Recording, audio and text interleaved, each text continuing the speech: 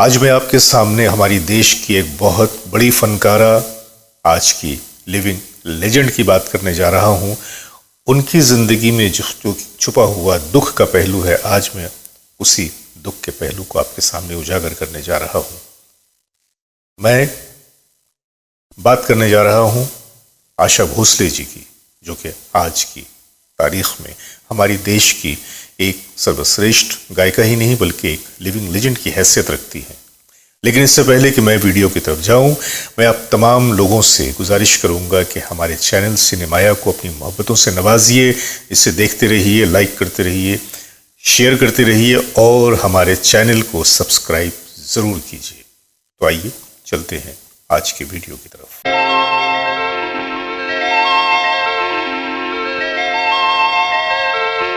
आशा भोसले हमारे देश की एक ऐसी फनकारा हैं कि जिनके जिक्र के बिना हमारी फिल्मी संगीत जगत की तारीख अधूरी है।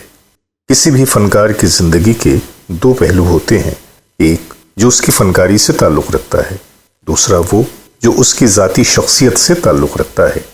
आशा जी की अगर फनकाराना पहलुओं का जिक्र करें तो इसमें कोई शक नहीं कि फीमेल प्लेबैक सिंगर्स में आशा जी की हैसियत बहुत बुलंद है। और लता मंगेशकर जी के अलावा जो पार्श्व गायिका हैं, जैसे शारदा, मुबारक बेगम, आरती मुखर्जी, उषा मंगेशकर, सुमन कल्याणपुर, गीता दत्त, शमशाद बेगम और भी बहुत सारी, उनमें आशा जी का नाम एक मकाम रखता है। कैरियर की शुरुआत तो यूं ही सी रही, लेकिन ओपी नैयर साहब के साथ रिश्ते ने उन्हें बहुत फायदा पहुंचाया। और ओपी नैयर साहब चूंकि रफ़ी साहब के गर्विदा थे, तो ये एक ऐसा म्यूजिकल तिकोन बना जिसने इतिहास रच दिया। न सिर्फ नैयर साहब बल्कि दूसरे संगीतकारों के साथ भी उन्होंने बेहतरीन काम किया। एक तरफ उनके कैरियर का सूरज बुलंदी की तरफ जा रहा था, लेकिन दूसरी तरफ वो अंदर से काफी दुखी भी थी। शादी में नाकामी, 3 बच्चों का साथ, इंडस्ट्री में पांव जमाने की कवायद, ये सब तो चल ही रहा था कि अचानक उन्होंने अपनी जिंदगी में आर.डी. बर्मन को लाने का फैसला कर लिया। न उन्होंने समाज की परवाह की, न ही अपने बच्चों हेमंत, वर्षा और आनंद की, और कैरियर के अगले पड़ाव की तरफ निकल पड़ी। कि ऐसे में उन पे एक अजीम विपदा आर.डी. बर्मन की इस दुनिया में मौत से आ पड़ी। ये एक ऐसा अजीम सानहा था कि जिसने आशा भोसले को बिल्कुल अंदर से लर्जा कर रख दिया। ये सदमा उनके लिए बहुत शदीद था।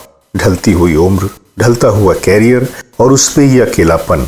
ऐसे में एक ऐसा झटका लगा जिसने उन्हें और भी ज्यादा तोड़ कर रख दिया। उनकी बेटी वर्षा, जो कि एक गुलकार और राइटर हुआ करती थी, अपनी शादी की नाकामी के बाद डिप्रेशन का शिकार हो गई थी और 1998 में पति से तलाक के बाद आशा भोसले के साथ ही रहने लगी थी। हेमंत के बाद गौतम नाम के एक फैशन फोटोग्राफर के साथ वर्षा ने दूसरी शादी की, लेकिन उसकी ये शादी भी अधूरी रह गई और एक मौके पे गौतम की मौत हो गई। डिप्रेशन हद से ज़्यादा हो गया था। उसने 2 बार खुदकुशी की कोशिश की और आखिरकार 18 अक्टूबर 2012 को, जबकि आशा भोसले अपने छोटे बेटे के साथ सिंगापुर में थीं, वर्षा ने खुदकुशी कर ली। इस हादसे ने आशा भोसले को तोड़ कर रख दिया, क्योंकि दोनों एक दूसरे से हद से ज्यादा जुड़ी हुई थीं। पर अभी एक गम से उन्हें और भी दोचार होना था। उनके बड़े बेटे हेमंत, जो एक संगीतकार थे और अपने कैरियर को आगे ले जाने की कोशिशों में लगे हुए थे, उन्हें कैंसर हो गया। तबीयत जब हद से ज्यादा बिगड़ने लगी तो इलाज की खातिर वो स्कॉटलैंड चले गए। हालत सुधर न सकी और ठीक उसी दिन, जो कि लता मंगेशकर का जन्मदिन है, यानी 28 सितंबर, ये साल था 2015 का, कि हेमंत की मौत हो गई। अफसोस की बात यह है कि उस वक्त भी इत्तेफाक से आशा जी सिंगापुर में ही थीं। 2 औलादों और 2 शौहरों के अलावा उन्होंने अपनी मोहब्बत को भी खोया और बिखरती चली गईं। इन गमों ने उनकी शख्सियत पे गहरा असर डाला और अब तो आशा जी पे दीदी का भी गम आ पड़ा। अपने प्यारों को एक के बाद एक करके खोती हुई आशा भोसले गरचे करोड़ों की संपत्ति, लाखों फैन और हजारों गीतों की खालिक हैं और आज एक लिविंग लेजेंड का मकाम रखती हैं, पर अब तन्हा सी जिंदगी है जो अपने बेटे आनंद के साथ गुजार रही है। उनकी हालत के पेश नज़र ये गीत खुद ब खुद जुबान पर आ जाता है। देखी ज़माने की यारी, बिछड़े सभी बार।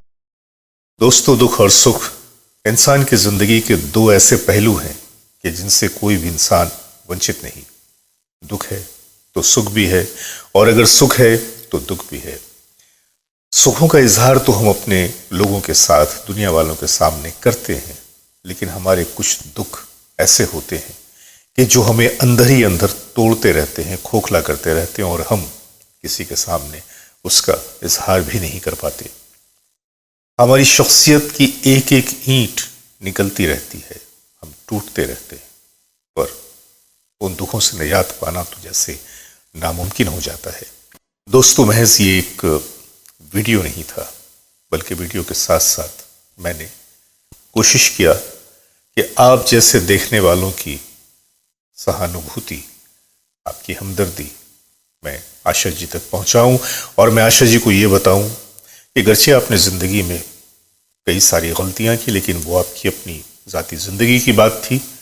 हम एक फनकारा होने के नाते आपको बहुत प्यार करते हैं, आपकी बड़ी इज्जत करते हैं, और आपके दुख में कहीं ना कहीं हम भी आपके शामिल हैं, और आपके दिल में जो दुख पल रहा है हम उसमें आपके शरीक हैं।